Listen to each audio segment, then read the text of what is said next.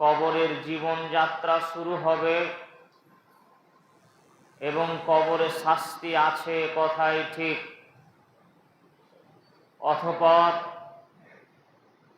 কবরের শায়িত হওয়ার পরে আল্লাহ তাআলা নির্দেশ ক্রমে একদা কিয়ামত সংগঠিত হবে, এ কথাও নিশ্চিত। তার সূচনায় আমরা আপনাকে বলেছিলাম কিয়ামতের ভয়াবহতার কথা, কিয়ামতে কিভাবে মানুষেরা পাগল পারা হয়ে, জ্ঞান শূন্যের মতো হয়ে ঊর্ধ্বশ্বাসে উপর দিকে যেতে থাকবে। আজকে তৃতীয় পর্বে আপনাকে আমরা আরেকটি বিষয় অবগত করতে বলছি। মানুষ কিয়ামতের পর হাসরের মাঠ, কিয়ামতের মাঠ, হিসাব ও নিকাশের মাঠে সব কিছু একদা একত্রিত হবে, জমা হবে। মানুষ জিন সহ সবাইকে আল্লাহ তাআলা বিচারের মাঠে, কিয়ামতের মাঠে উপস্থিত করবেন। আল্লাহ তাআলা কোরআনুল কারিমে নবী মুহাম্মদ সাল্লাল্লাহু আলাইহি ওয়াসাল্লাম তার মুখ নিঃসৃত বাণীতে একাধিকভাবে এই কথা উল্লেখ করেছেন। এই মর্মে আল্লাহ তাআলা উল্লেখ করে বলেন, ওয়ানাহশুরুহুম ইয়াওমাল কিয়ামা আলা উজুহিহিম উময়াম বুকমান ওয়া সুম্মা, নিশ্চয় আমি তাদেরকে কিয়ামতের মাঠে উপস্থিত করব বধির করে, বোবা করে, অন্ধ করে। মানুষকে যেদিন কিয়ামতে আল্লাহ তাআলা উপস্থিত করবেন, কিছু মানুষকে আল্লাহ তাআলা বোবা করে, বধির করে, অন্ধ করে জমা করবেন। কানে শুনবে না, চোখে দেখবে না, কথা বলার ক্ষমতা তাদের সেদিন থাকবে না। এরা জাহান্নামী। তাই তিনি বলেন, ওয়া মাওয়াহুন নার, এদের থাকার জায়গা হবে জাহান্নাম। কুল্লামা খাবাত জিদনাহুম সাইরা, অতঃপর যখনই তাদের জাহান্নামের আগুন নিস্তেজ হয়ে আসবে, জাহান্নামের আগুনের উত্তাপ কম হয়ে আসবে, পুনরায় তাদের আগুনের উত্তাপকে আরো বৃদ্ধি করা হবে, বাড়িয়ে দেওয়া হবে। সূরা বানী ইসরাইল 17 নম্বর সূরার 97 নম্বর আয়াত।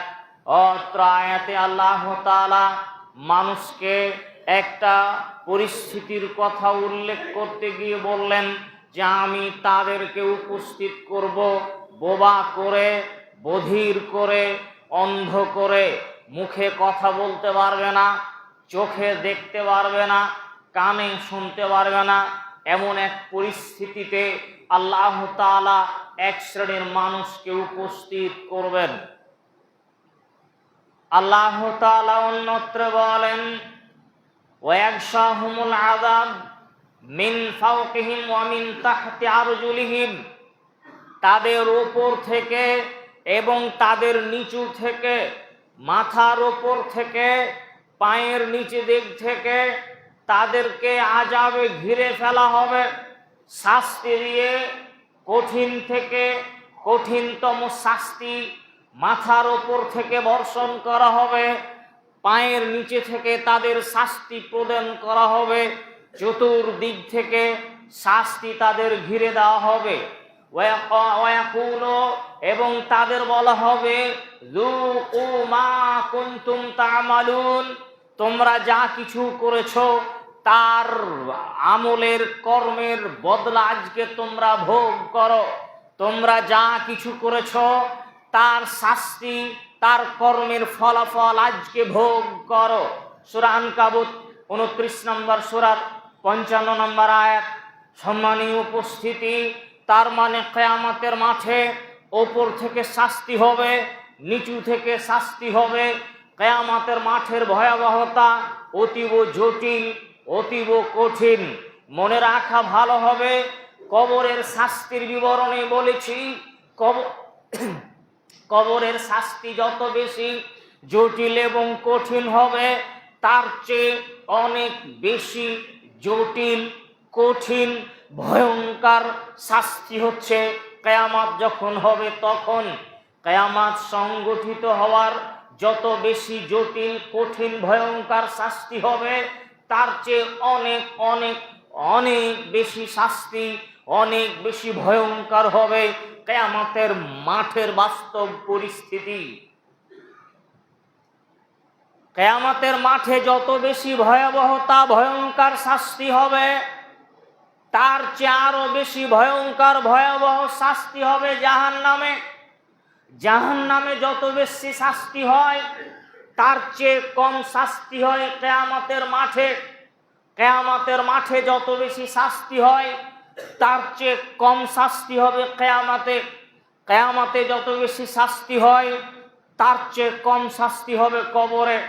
কবরের অবস্থাতে গিয়েই তো আল্লাহ রসুল সেই দিন বললেন, মা রাআইতু মানজারান কত্ত ইল্লাল কবর, আমি কবরের চেয়ে ভয়াবহ আরো এমন কিছু দেখিনি। কেননা কবরে যে ব্যক্তি ধরা পড়ে গেল, পরবর্তী পরিস্থিতিগুলো আরো বেশি জটিল আর কঠিন হয়ে যাবে।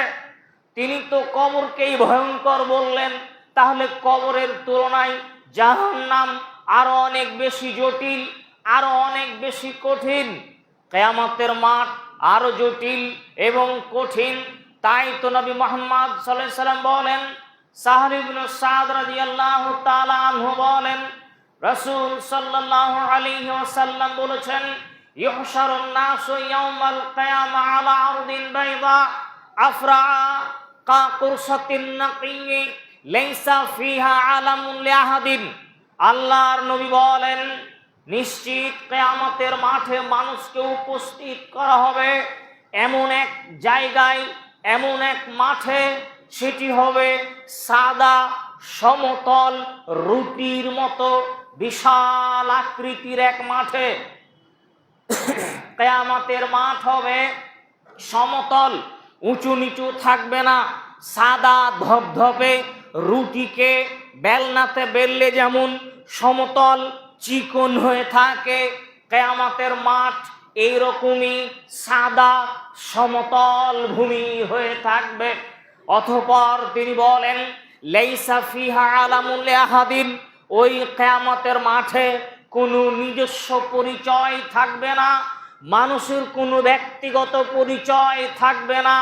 কে আমির, কে ফকির, কে প্রধানমন্ত্রী, কে চাকর, কে শিক্ষিত, কে অশিক্ষিত, কে কোন পদের অধিকারী, এইরকম কোনো পরিচয় থাকবে না।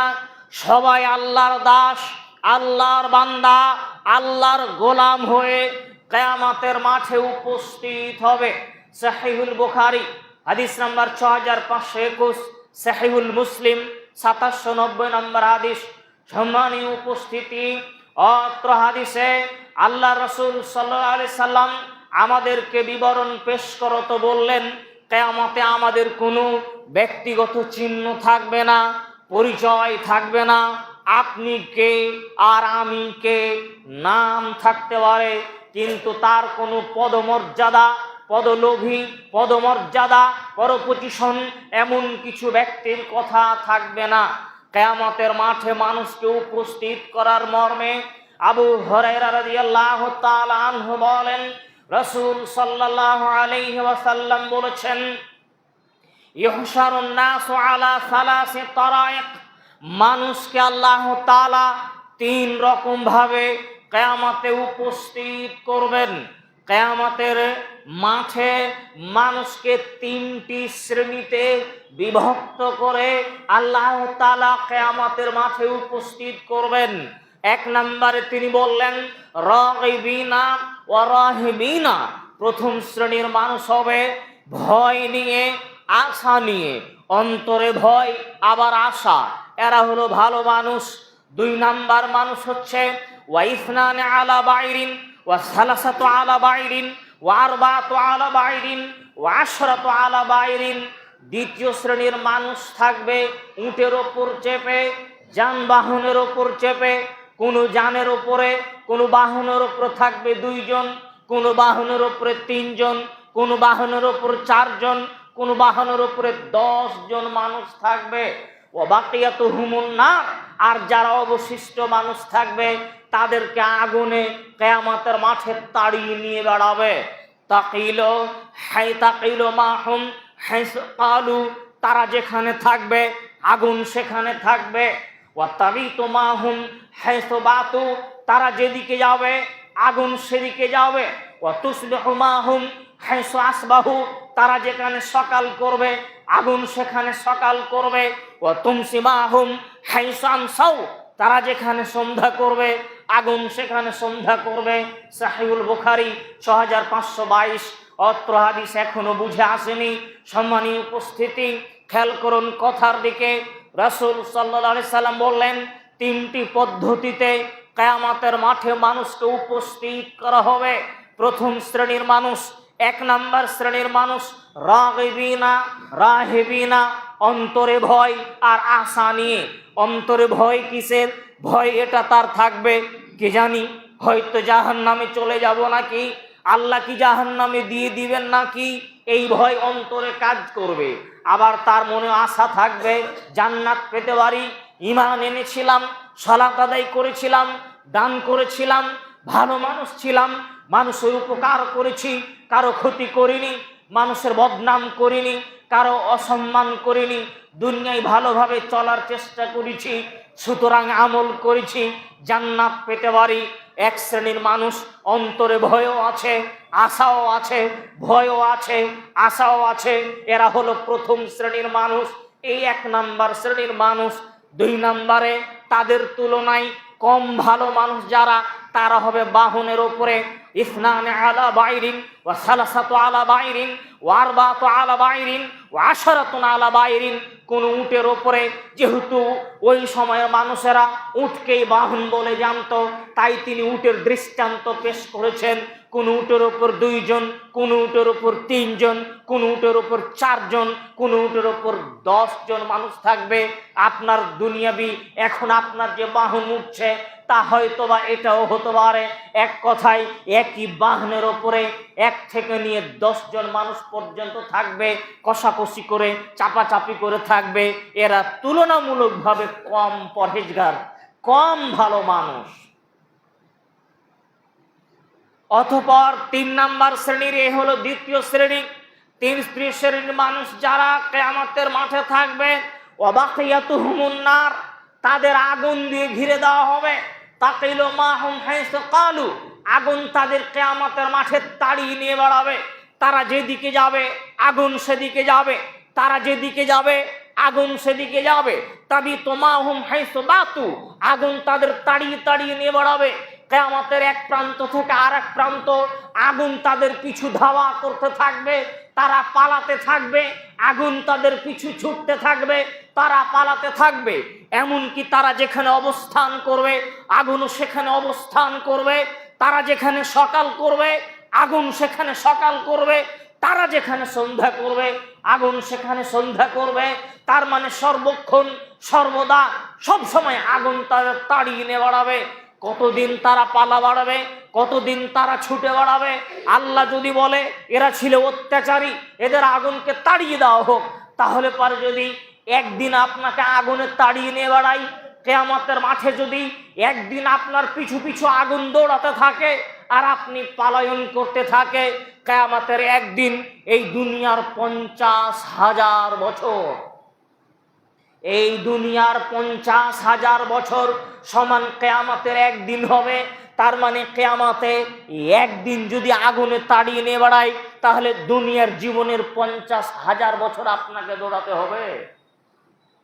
সতর্ক এবং সাবধানতা অবলম্বন করুন। আর যদি অত্যাচারী হয়ে মারা যায়, কারো প্রতি জুলুম করে মারা যায়, কারো প্রতি অন্যায় করে মারা যায়, আধার জমি চেপে মারা গিয়েছে, কাউকে অন্যায় করে থাপ্পড় মেরে মারা গিয়েছে, কারো মান হানি করে পৃথিবীতে মারা গিয়েছে, আল্লাহ তার বিচার করবে পরে।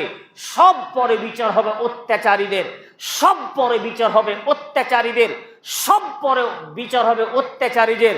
যারা 10-এর টাকা পয়সা মেরে খেয়েছে তারা হলো অত্যাচারী, তাদের বিচার হবে পরে। যারা জনগণের সম্পত্তি 1 টাকা খেয়েছে তারা হলো অত্যাচারী, তাদেরও বিচার হবে পরে। আল্লাহ যদি বলেন 3 দিন তুমি কিয়ামতের মাঠে ঘুরো, তাহলে এই দুনিয়ার 50 করে 1.5 লক্ষ বছর আপনাকে অপেক্ষা করতে হবে। কি করে আপনাকে আমি বুঝাতে পারি? আল্লাহ রাসূল সাল্লাল্লাহু আলাইহি সাল্লাম এভাবেই বিবরণ পেশ করেছেন। সম্মানীয় উপস্থিতি, আনাস ইবনে মালিক রাদিয়াল্লাহু তাআলা আনহু বলেন, ক্বালা রাজুলুন ইয়া নবী আল্লাহ, একদা এক ব্যক্তি এসে আল্লাহর নবীকে বললেন, হে আল্লাহর রাসূল, কাইফা ইহশারুল কাফির আলা ওয়াজহিহি, কিয়ামতের মাঠে আল্লাহ তাআলা কাফেরদেরকে মুখের মাধ্যমে কিভাবে চালাবেন? আমরা শুরুতে আপনাকে বললাম, আল্লাহ বললেন ওয়ানাহশুরুহুম ইয়াউমাল কিয়ামাতি আলা উজুহিহিম, আমি মানুষকে মুখের মাধ্যমে কিয়ামতের মাঠে উপস্থিত করব। মুখ থাকবে নিচে, পা থাকবে উপরে। মাথার কথা আল্লাহ বলেননি যে মাথা নিচে থাকবে, আল্লাহ বলেছেন চেহারা মুখমণ্ডলটা মাটিতে থাকবে, পা থাকবে উপর দিকে। এই কথায় আয়াতের প্রেক্ষিতে সহিহুল বুখারী 6523 আনাস ইবনে মালিক রাদিয়াল্লাহু তাআলা আনহু বলছেন, একদিন আল্লাহর নবীকে একজন ব্যক্তি জিজ্ঞাসা করলেন, আল্লাহর রাসূল, কাইফা ইহশারুল কাফির আলা ওয়াজহিহি, আল্লাহ কাফেরদেরকে মুখের মাধ্যমে কিভাবে কিয়ামতের মাঠে উপস্থিত করবেন? রাসূল সাল্লাল্লাহু আলাইহি সাল্লাম বললেন, শোনো, আলাইসাল্লাযী ইয়ামশাহু আলা রিজলাইনি ফিদ দুনিয়া কাদিরান আলা ওয়াজহিহি আলা ওয়াজহি ইয়াউমাল কিয়ামা। এই ব্যক্তি শোনো, যে আল্লাহ তাআলা এই দুনিয়াতে, এই পৃথিবীতে মানুষকে 2 পায়ে হাঁটার ক্ষমতা রাখেন, যে আল্লাহ তাআলা পৃথিবীতে মানুষকে 2 পায়ে চলাতে সক্ষম, যে আল্লাহ এই দুনিয়াতে মানুষকে পায়ে হাঁটাতে পারেন, পায়ে হাঁটার শক্তি দিতে পারেন, সেই আল্লাহ কি কিয়ামতের মাঠে মানুষকে মুখের মাধ্যমে হাঁটাতে পারেন না? ক্বালা কতাদা রাদিয়াল্লাহু তাআলা আনহু তখন বললেন, বালা ওয়া ইজ্জাতি রাব্বিনা, হ্যাঁ, রবের কসম, আমার প্রতিপালকের কসম, আমার রবের সম্মানের কসম, অবশ্যই তিনি পারেন, অবশ্যই তিনি এটা করতে সক্ষম। যে আল্লাহ আপনাকে আজকে পায়ের মাধ্যমে হাঁটান, সে আল্লাহ আপনাকে মুখের মাধ্যমে হাঁটাতে পারেন। যে আল্লাহ আজকে মানুষকে পায়ে হাঁটাতে পারেন, সেই আল্লাহ কিয়ামতের মাঠে মুখের মাধ্যমে হাঁটাতে পারেন। এতে আল্লাহর কাছে কোনো যায় আসে না, আল্লাহর কাছে এটা কঠিন কাজ নয়। সম্মানীয় উপস্থিতি, আয়েশা রাদিয়াল্লাহু তাআলা আনহা বলেন, বাহাজ ইবনে হাকিম রাদিয়াল্লাহু তাআলা আনহু বলেন, রাসূল সাল্লাল্লাহু আলাইহি ওয়াসাল্লাম বলেছেন, ইন্নাকুম মাহশারুনা ইয়াউমাল কিয়ামাহ রিজালান ওয়া রুকবানান ওয়া তুজাররুনা আলা উজুহিহিম, কিয়ামতের মাঠে আল্লাহ তাআলা এক শ্রেণীর মানুষকে পায়ের মাধ্যমে খাড়া করবেন, পায়ের মাধ্যমে চলাবেন। এক শ্রেণীর মানুষকে আল্লাহ তাআলা রিজালান ওয়া রুকবানান, আর এক শ্রেণীর মানুষকে আল্লাহ তাআলা মুখের মাধ্যমে চালাবেন। ওয়া তুজাররুনা আলা উজুহিহিম, তাদের মুখের মাধ্যমে ফেলে দিয়ে পা ধরে টেনে হিচড়াতে হিচড়াতে নিয়ে যাওয়া হবে। কোনো মানুষ থাকবে পায়ের ওপরে দাঁড়িয়ে, কোনো মানুষ থাকবে বাহনের ওপরে, আর এক শ্রেণীর মানুষকে মুখের মাধ্যমে ফেলে দিয়ে পা ধরে টানতে টানতে হেঁচড়ে হেঁচড়ে টেনে টেনে নিয়ে বেড়ানো হবে। সুনান তিরমিজি 3143 3143 নম্বর হাদিস। সম্মানিত উপস্থিতি, কিয়ামতের মাঠে যদি মানুষকে মুখের মাধ্যমে ছেঁচড়ে ছেঁচড়ে হেঁচড়ে হেঁচড়ে নিয়ে যাওয়া হয়, তার চেহারার অবস্থা কি হতে পারে, কতদিন টানতে পারে, তা আপনাকে আমি বলতে পারছি না। তবে রাসূল সাল্লাল্লাহু আলাইহি সাল্লাম এভাবেই পেশ করলেন কথাকে, আপনি অনুধাবন করার চেষ্টা করুন। আয়েশা রাদিয়াল্লাহু তাআলা আনহা বলেন, রাসূল সাল্লাল্লাহু আলাইহি ওয়াসাল্লাম বলেছেন, ইহশারুন নাস ইয়াউমাল কিয়ামা হুফাতান উরাতান গুরলান।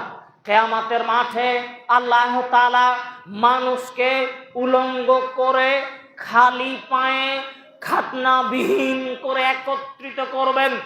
আদম থেকে নিয়ে কিয়ামত পর্যন্ত যত মানুষ এসেছিল, এসেছে, আসবে, সমস্ত মানুষ সেই দিন থাকবে উলঙ্গ অবস্থায়। কারো পরনে কোনো পোশাক থাকবে না, সবাই থাকবে খালি পায়ে। কারো পায়ে স্যান্ডেল চটি জুতা কিছু থাকবে না। সব মানুষেরাই, সব পুরুষেরাই সেদিন খাতনাবিহীন, মুসলমানি বিহীন থাকবে।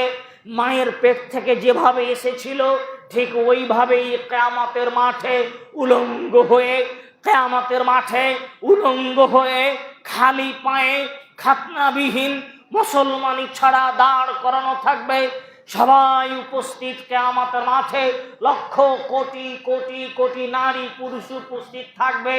এই কথা শোনার পর আয়েশা রাদিয়াল্লাহু তাআলা আনহা বললেন, ইয়া রাসূলুল্লাহ কাইফা ইহশারুন নাস, কিভাবে আল্লাহ তাআলা মানুষকে এভাবে একত্রিত করতে পারেন?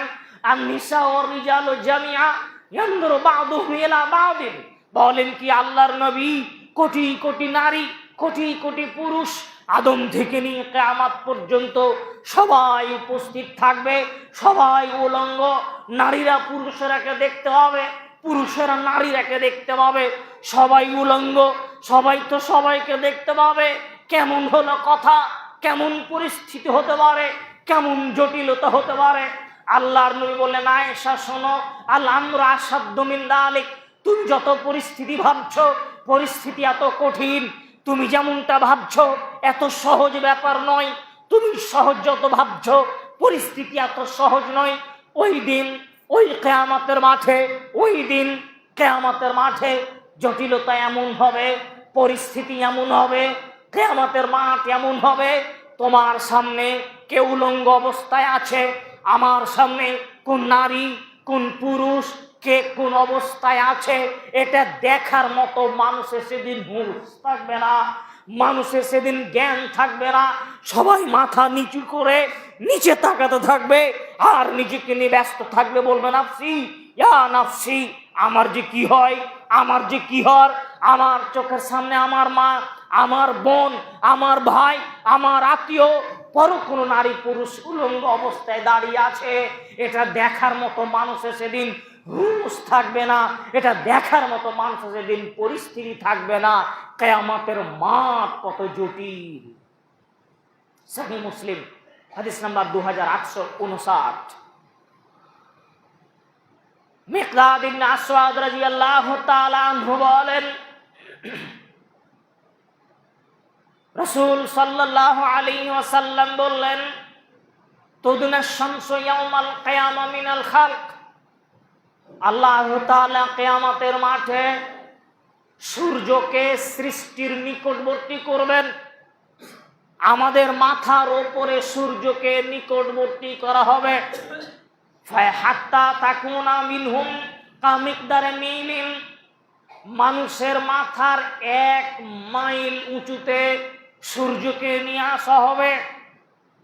বর্ণনাকারী সুলাইম ইবনে আমির রাহিমাহুল্লাহ বলেন, ফাওয়াল্লাহি মা আদরি মা ইয়ানি বিল মিল, আমি বলতে পারছি না, আল্লাহর কসম আমি কথা বলতে পারবো না। 1 মাইল উপরে যে সূর্য থাকবে, মানুষের মাথার যে 1 মাইল উপরে সূর্যকে রাখা হবে, এই 1 মাইল দ্বারা আল্লাহর নবী কি বুঝিয়েছেন? আমাসা ফাতাল আরদ, এটা কি জমিনের দূরত্ব অনুযায়ী 1 মাইল? এটা কি জমিনের দূরত্ব অনুযায়ী 1 মাইল? আমিল মিলে তাহমালু তাক হামালহু বিহিল আইন, নাকি এটা চোখে সুরমা দেওয়ার কাঠি এই মাইল? মাইল আরবিতে মিলুন মানে 2টি, আরবিতে মিলুন মানে 2টি। 1 জমিনের দূরত্ব 1 মাইল, 2 মাইল যেটা আমরা গণনা করি, এই দূরত্বকে আরবিতে বলা হয় মিল। আর সুরমা দেওয়ার জন্য যে কাঠি থাকে, চোখে সুরমা লাগাই যে কাঠি দিয়ে, ওই কাঠিটাকেও বলা হয় মিল। ওটা আধাত সমান, আধাত পরিমাণ। এখন আল্লাহর নবী বললেন সূর্য হবে মাথা থেকে 1 মিল উপরে। এই মিল দ্বারা মাটির দূরত্ব, জমিনের দূরত্বর 1 মাইল বুঝালেন নাকি আধাত বুঝালেন এ কথা আমি বলতে পারি না। কথার কথা, যদি জমিনেরই দূরত্ব হয় 1 মাইল দূরে যদি হয়, আজকে সূর্য আমাদের মাথার ওপর থেকে প্রায় 15 কোটি কিলোমিটার দূর থেকে সূর্যের প্রখর তাপ আমাদের পৃথিবীতে আসে, তারও মাঝখানে এক রশ্মি ভেদ করে, যেটা ক্ষতিকারক রশ্মি, ওপর থেকে গিয়ে জীব জগতের জন্য যা উপকারী আল্লাহ তাপ প্রেরণ করে থাকেন। এরপরেও এই জুন জুলাই মাসে এত গরমের প্রখর গরমতার কারণে আমাদের দেহ ঘেমে যায়, উত্তাপ সহ্য করতে পারি না, এসি ছাড়া থাকতে পারা যায় না এত গরমে। কিন্তু যদি এই সূর্যকে কোনো রকমের স্কেয়ার ছাড়া, কোনো বাধা বিপত্তি ছাড়া যদি 1 মাইল দূরেও নিয়ে আসা হয়, সেই দিন মানুষের অবস্থা কি হতে পারে? আর যদি আধাত মানুষের মাথার উপরে নিয়ে আসা হয়, তার অবস্থা কি হতে পারে? বিবেচনার ব্যাপার আছে। সহিহুল মুসলিম হাদিস নাম্বার 2864 নম্বর হাদিস। যদি আপনাকে আমি বুঝাই, কিয়ামতের মাঠে এখনো বিচার শুরু হয়নি, পরিস্থিতি এমনই চলছে, পরিস্থিতি এমনই জটিল, এতটাই কঠিন, আপনাকে আমি কি করে বুঝাই? শুনুন, রাসূল সাল্লাল্লাহু আলাইহি ওয়াসাল্লাম তারপরের বক্তব্যে বলছেন, ফায়াকুনু মিনহুম ইলা কাবাইহি ফায়াকুনু নাস ফিল আরক ফায়াকুনু নাসু ফিল আরকে। সেই দিন মানুষেরা ঘামের ভিতরে ডুবে থাকবে। সূর্য নেমে এসেছে, শরীর ঘেমে ঘেমে তার ঘামে মানুষ ডুবে থাকবে। ফামিনহুম মায়াকুনু ইলা কাবাইহি ওয়া মিনহুম ফায়াকুনু মিনহুম ইলা হাকওয়াইহি ইলা রুকবাতাইহি ওয়া মিনহুম ফায়াকুনু ইলা রুকবাতাইহি ওয়া মিনহুম ফায়াকুনু ইলজামাল আকর আলজামা। আরো কিছু মানুষ সেই দিন থাকবে যাদের কারো ঘাম হবে আমল অনুযায়ী। প্রত্যেক ব্যক্তির ঘাম সেদিন তাদের কর্মে অনুযায়ী, আমল অনুযায়ী ঘামে ডুবে থাকবে। কারো ঘাম হবে টাকনু পর্যন্ত, কারো ঘাম হবে হাঁটু পর্যন্ত, কারো ঘাম হবে কোমর পর্যন্ত, আবার কারো ঘাম হবে মুখ পর্যন্ত। ও আশারা, রাসূল সাল্লাল্লাহু আলাইহি ওয়াসাল্লাম ইশারা করে দেখালেন যে মুখ পর্যন্ত কারো ঘামে ডুবে থাকবে, মুখ পর্যন্ত মানুষের ঘাম ডুবে থাকবে। অবশ্য আর এক হাদিসে, সহিহুল বুখারী 6532 নম্বর হাদিসে রাসূল সাল্লাল্লাহু আলাইহি ওয়াসাল্লাম বলছেন, ইয়ারুকুন নাস, মানুষ সেদিন ঘামে ডুবে যাবে, মানুষ যে সেদিন ঘামে ডুবে যাবে, হাত্তা ইয়াযহাবা আরাকুহুম, সেই দিন মানুষের ঘাম যেতে যেতে ফিল আরদে, পৃথিবীতে ছড়িয়ে, জমিনে সেদিন ছড়িয়ে পড়বে। কিয়ামতের মাঠে মানুষের ঘাম ছড়িয়ে পড়বে 40 জিরান। সেই দিন মানুষের ঘাম ছড়াতে ছড়াতে ঘাম 40 হাত, অন্য বিবরণ এসেছে 70 হাত পর্যন্ত ঘাম ছড়িয়ে পড়বে। ঘাম হবে 70 হাত, আর ওপরে হচ্ছে মানুষের মুখ পর্যন্ত, হাত্তা ইয়াবলুগা উযুনাই, এমনকি রাসূল সাল্লাল্লাহু আলাইহি ওয়াসাল্লাম বলেন কান পর্যন্ত মানুষের ঘামে ডুবে থাকবে। চতুর্দিকে 70 হাত ছড়িয়ে পড়েছে মানুষের ঘাম, 70 হাত বা 70 গজ, আর ওপরে চলে এসেছে কানের ডগা পর্যন্ত। নিঃশ্বাস নিতে পারবে না, ঘামে ডুবে আছে, পাপ অনুযায়ী গলা উঁচু করে এইরকম অবস্থায় ঘামে ডুবে থাকবে কিয়ামতের মাঠে। আপনাকে বাস্তব পরিস্থিতি তো এভাবে বোঝানো সম্ভব নয়, শুধু আপনাকে কিছু দৃষ্টান্ত পেশ করে বোঝানোর চেষ্টা করলাম। আল্লাহ তাআলা তার পরিস্থিতিকে উল্লেখ করে গিয়ে সূরা আল মারিজ ৭০ নম্বর সূরার উল্লেখ করে বলেন, ওয়ালা ইয়াসআলু হামিমুন হামিম, সেই দিন অন্তরঙ্গ বন্ধু কোন অন্তরঙ্গ বন্ধুর উপকারে আসবে না। ইয়াওয়াদ্দুল মুজরিমু লাউ ইয়াফতাদি মিন আযাবি ইয়াওমাইযিন বিবানিহি ওয়া সাহিবাতিহি ওয়া আখিহি ওয়া ফাসিলাতিহি আল্লাতী তুবিহি ওয়া মান ফিল আরদি জামিআ সুম্মা ইউনজিহি। আল্লাহ তাআলা বলেন, সেই দিন অন্তরঙ্গ বন্ধুর কোনো খবর রাখবে না, তার কোনো কুশল জিজ্ঞাসা করবে না, কেমন আছো, কি হয়েছে, কি পরিস্থিতি।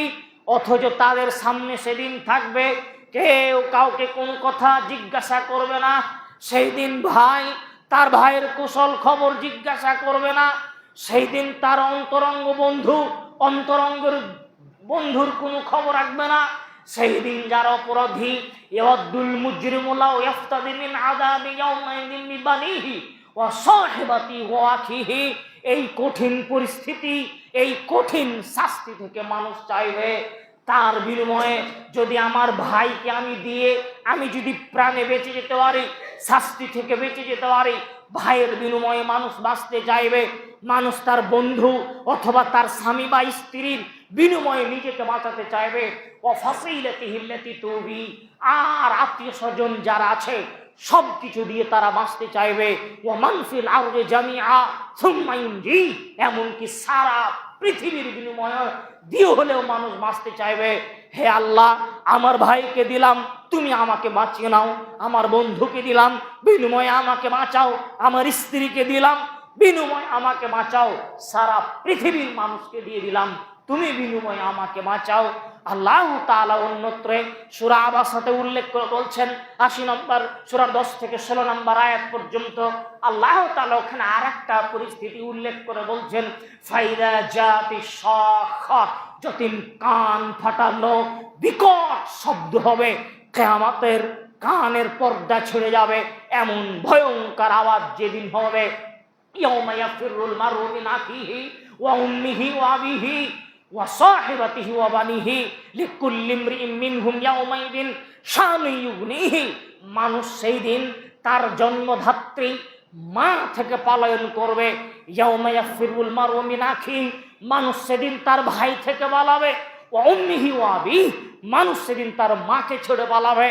মানুষ সেদিন তার বাপকে ছেড়ে পালাবে। মানুষ সেদিন তার অন্তরঙ্গ বন্ধুকে ছেড়ে পালাবে। আপনাকে তো আমি গত ৩ দিন আগে মায়ের কথা বলতে গিয়ে আবেগে কান্না করে বসলাম। কি দিয়ে আপনাকে আমি বুঝাই, আপনার মা, আমার মা নিজে না খেয়ে যে আপনার পেটে খাদ্য দেওয়ার চেষ্টা করেছিল, যে মায়ের মতো দরদি পৃথিবীতে আর কেউ হয় না। কিয়ামতের মাঠে ওই মা আপনার পাশে থাকবে না, ওই বাপ আপনার পাশে থাকবে না। আপনি আপনার বাপকে দেখে পালাবেন, আপনি আপনার মাকে দেখে পালাবেন। আমি আমার মাকে ছেড়ে সেই দিন পালাবো। আমার ভাই বন্ধু, মেয়ে ছেলে, মেয়ে স্ত্রী সন্তানাদিকে ছেড়ে পলায়ন করার চেষ্টা করব। কেউ কারো পাশে যাওয়ার চেষ্টা করব না। কিয়ামতের দিন কি হতে পারে, সূর্য নেমে চলে আসবে, মাংসের মগজগুলো গলে গলে নাক কান দিয়ে টকবক করে পড়তে থাকবে। মাথার মগজগুলো এমন ভাত যেমন ফুটতে থাকে দেগের ওপরে, টকবক করে ফুটতে থাকবে। মগজগুলো গলে গলে জিভটা বের হয়ে যাবে, কুকুর যেমন হাঁপাতে থাকে। মানুষের পরিস্থিতি এমন চলে আসবে, সূর্যকে আঘাত নামিয়ে দিয়ে দেওয়া হয়। কি পরিস্থিতি হতে পারে, বাঁচার কোনো পথ থাকবে না, উপায় নাই, বাঁচার কোনো পথ থাকবে না। কেবলমাত্র ৭ শ্রেণীর মানুষ এক আল্লাহর আরশের নিচে যাবে, যা আপনাকে পরবর্তীতে করব। এমন জটিলতা থেকে, পরিস্থিতি থেকে বাঁচতে হবে কি করে? হে আমার প্রতিপালক, তোমাকে বলি, তুমি বড় দয়াবান, তুমি বড় ক্ষমাবান, তুমি বড় রহমান। তুমি যদি সেই দিন না বাঁচাও, বাঁচার আমাদের কোনো পথ নেই। তুমি যদি দয়া না করো, তুমি যদি ক্ষমা না করো, বাঁচার কোনো পথ দেখছি না। তোমার একটু দয়া কামনা করি। হে আমাদের প্রতিপালক, আমাদের পিতা, আমাদের মাতা, যারা আমাদের জন্ম দিয়েছেন, তারাই যদি আমাদের ছেড়ে সেদিন পলায়ন করে, আমার আদরের সন্তান যদি আমাকে ছেড়ে সেদিন পলায়ন করে, যেই সন্তানকে কোলে বুকে নিয়ে মানুষ করেছি, নিজে না খাইয়ে যাদের খাওয়ানোর চেষ্টা করেছি, সেই দিন তারাই আমাকে ফেলে পালিয়ে যাবে। তুমি ছাড়া কোনো পথ নেই, তুমি ছাড়া কোনো বাঁচার রাস্তা নেই, তুমি ছাড়া কোনো বাঁচার পথ নেই, তুমি ছাড়া কোনো বাঁচার পথ নেই। তোমার দয়া কামনা করি, তোমার দয়া ভিক্ষা কামনা করি। তুমি কিয়ামতের এই জটিলতা থেকে আমাদের রক্ষা করে নিও, তুমি এই কঠিনতা থেকে আমাদের রক্ষা করে নিও। আমিন। যারা আমাদের মারা গিয়েছে, তুমি তাদের কবুল করো, তাদের তুমি বাঁচার পথ তৈরি করে দিও। আল্লাহুম্মা আমিন। হে আমাদের প্রতিপালক, পলসিরাতে পার হওয়ার ক্ষমতা নেই, কিভাবে পার হতে পারি? তুমি যদি দয়া না করো, তোমার দয়া কামনা করি, তোমার ছায়া ছাড়া আর যেদিন কোনো ছায়া থাকবে না, তোমার সেই ছায়া আশ্রয় দান করো, তুমি আমাদের রক্ষা করো। আল্লাহুম্মা আমিন, আল্লাহুম্মা আমিন, সুম্মা আমিন। সম্মানীয় উপস্থিতি, আপনাদেরকে কিয়ামতের কিছু চিত্র তুলে ধরার চেষ্টা করলাম। আগামী দিন দেখাবো আল্লাহর বিচার কিভাবে হয়, কিভাবে আল্লাহ বিচার করেন, কেমন আল্লাহর বিচার হতে পারে, তার পরিস্থিতি আগামী জুমায় তুলে ধরার চেষ্টা করবো ইনশাআল্লাহ। আল্লাহ আমাদের ক্ষমা করুন, আমিন। ওয়া আখিরু দাওয়ানা আলহামদুলিল্লাহি রাব্বিল আলামিন।